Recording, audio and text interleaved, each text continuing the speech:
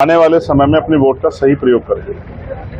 उसके बाद मध्य प्रदेश, राजस्थान में भी हमारी यात्रा, संविधान बचाओ देश बचाओ यात्रा शुरू हो रही है अलग अलग डेटों में। तो उत्तर प्रदेश में क्योंकि मेरी जिम्मेदारी यात्रा शुरू कराई जाए, क्योंकि उत्तर प्रदेश एक बड़ा सूबा है और केंद्र का रास्ता जो है वो उत्तर प्रदेश से होकर जाएगा।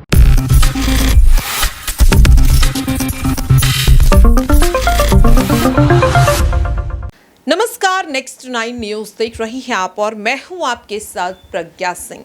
बहुत बहुत स्वागत है आप सभी का मेरे खास प्रोग्राम सियासी पंचनामा में। आज के इस खास प्रोग्राम में हम बात करने हैं उत्तर प्रदेश की सियासत की। दरअसल आपको बता दें कि लोकसभा चुनाव को लेकर इस वक्त एनडीए वर्सेस इंडिया की जो जंग है वो और ज्यादा तेज होती हुई नजर आ रही है। उत्तर प्रदेश की सियासत में आखिरकार क्या वाकई एनडीए मजबूत है या फिर कुछ ऐसी पार्टियां हैं जो अब साफ तौर पर योगी सरकार को चेतावनी देने का काम करती हुई नजर आ रही है। बात यहां पर करना चाहेंगे समाजवादी पार्टी, बहुजन समाजवादी पार्टी और आजाद समाज पार्टी। दरअसल आपको बता दें कि लोकसभा चुनाव को लेकर लगातार कयास लगाए जा रहे हैं और कयासों के बाजार में ये खबर सुनने को बहुत ज्यादा मिल रही है कि अब चुनाव से पहले शायद ये तीनों ही पार्टियां एक साथ हाथ मिला सकती हैं।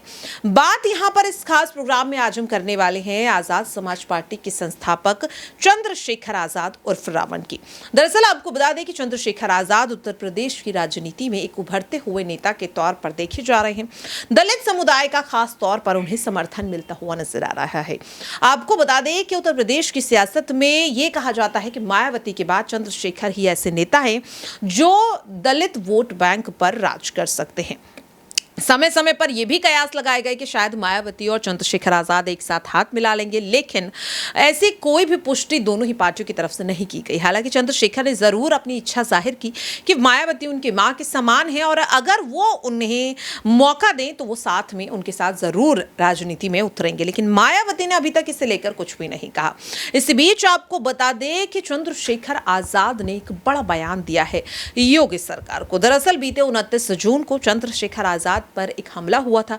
इस हमले में वो घायल भी हो गए थे, जिसके बाद कहा गया कि इस हमले के लिए जो जिम्मेदार है उसके तार कहीं ना कहीं योगी सरकार से जुड़े हुए हैं। हालांकि सीबीआई जांच की मांग की गई, दिल्ली के जंतर मंतर पर धरना प्रदर्शन किया गया। भीम आर्मी जो समर्थक है चंद्रशेखर आजाद के, वो यहां पर प्रदर्शन करते हुए नजर आए। खुद चंद्रशेखर आजाद भी देश की राजधानी दिल्ली पहुंचे थे और तब भी उन्होंने अपने ऊपर हुए हमले को लेकर सीबीआई जांच की मांग की।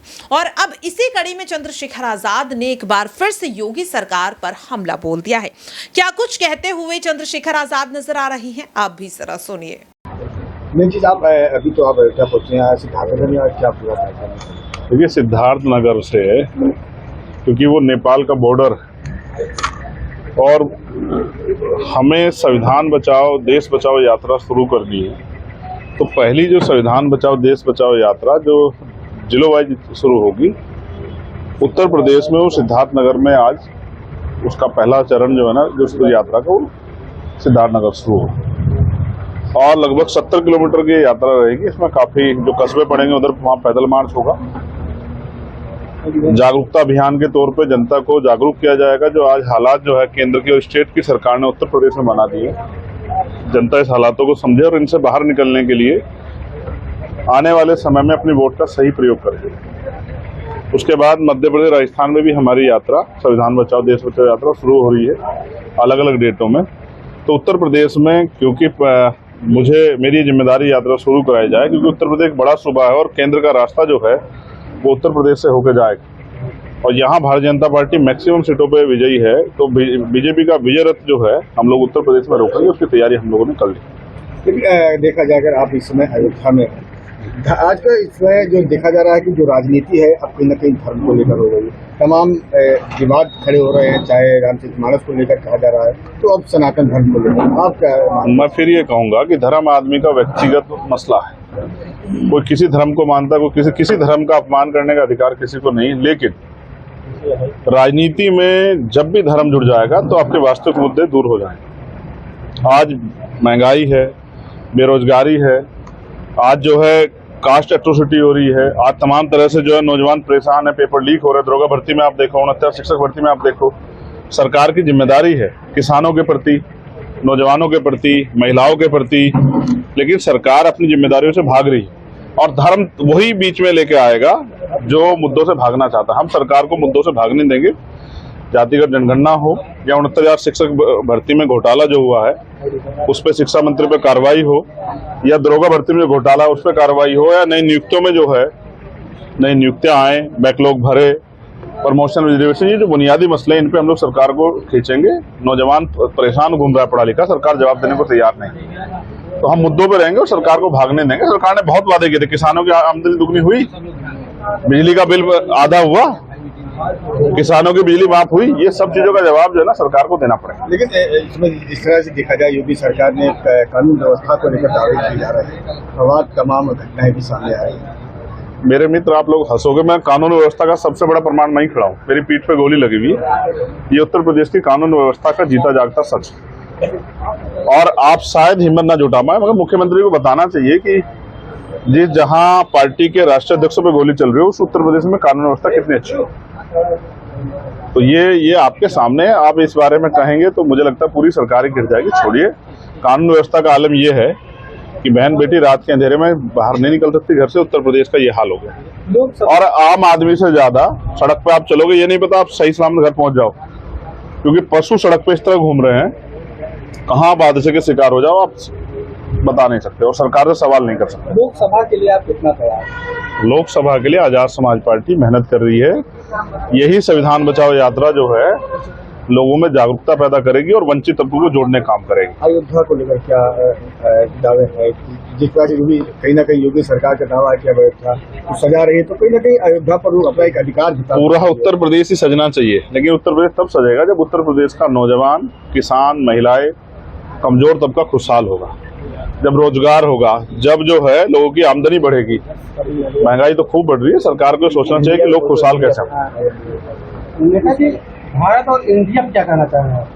देखिए, इंडिया दैट इज भारत, और मैं ये कहता हूँ जब ये कॉन्स्टिट्यूशन एस्टेब्लिश्ड हुआ तब से हम लोग इसको सुनते आ रहे हैं। आज सरकार इन पे जो है इन मुद्दों पे चर्चा कर रही है, लेकिन इनसे भी ज्यादा मुद्दों पे चर्चा होनी चाहिए। चाहे वो इंडिया अलायंस बनाओ जिसके बारे में सरकार बोल रही है, उस अलायंस को भी मुद्दों बात करनी चाहिए और सरकार को मुद्दों बात करनी चाहिए। सच ये है कि बहुत सारी सरकारें उत्तर प्रदेश में और देश में रही, लेकिन अभी तक बुनियादी मुद्दे यानी कि रोटी कपड़ा मकान की व्यवस्था भी आम आदमी के लिए नहीं हो पाई। आप अपने क्षेत्रों में जाकर देखोगे, आज भी कच्चे मकान मिल जाएंगे, आज भी आपको ऐसे घर मिल जाएंगे जिन पे इलाज के लिए पैसे नहीं है, जिन पे अपने बच्चों को पढ़ाने के लिए पैसे नहीं है, जिन पे शादी करने के लिए पैसे नहीं है। ये जो बुनियादी मुद्दा, हम चांद पे जाने की बात कर रहे हैं, बहुत अच्छी बात है, गर्व होता है कि हम चांद पे चले गए, लेकिन यहाँ जो देश में अभी जो है, जो कमजोर लोग, जो गरीब लोग परेशान है, उनके बारे में सरकार को सोचना चाहिए। आप समर्थन करते हैं भारत? मैं जिस देश में पैदा हूँ उसका समर्थन नहीं करूँगा। इंडिया और भारत को लेकर मैं फिर ये कह रहा हूँ, ना तो मोदी जी ठेकेदार है, ना कोई और ठेकेदार है। ये देश जो है किसी एक पार्टी से नहीं है, ना ही अलायंस है। ये देश तब से था, जब से दुनिया तब से देश, और जब इसका नाम भारत है, तो जब तक हमारे शरीर में जान है हम अपने देश के साथ खड़े। लोकसभा चुनाव में आप मोदी जी के विपक्ष में खड़े होना चाह रहे थे, फिर भी हम नहीं करें, क्या कहना है? नहीं, हम तो अपने लोगों के लिए खड़े होना चाह रहे हैं, क्योंकि किसी की भी सरकार रही हो, हमारे लोगों को तो जो है ना वो सुविधाएं, अवसर और सबसे ज्यादा जो जरूरत है संरक्षण की, वही नहीं मिला अभी तक। आज भी एनसीआरबी का जो डाटा कहता है 50,000 महिलाओं का रेप हत्या होती है। कौन महिलाएं हैं? इसकी भी जांच जो है सरकार के लोग करके आंकड़े जारी करने चाहिए, किन जातियों की महिलाएं।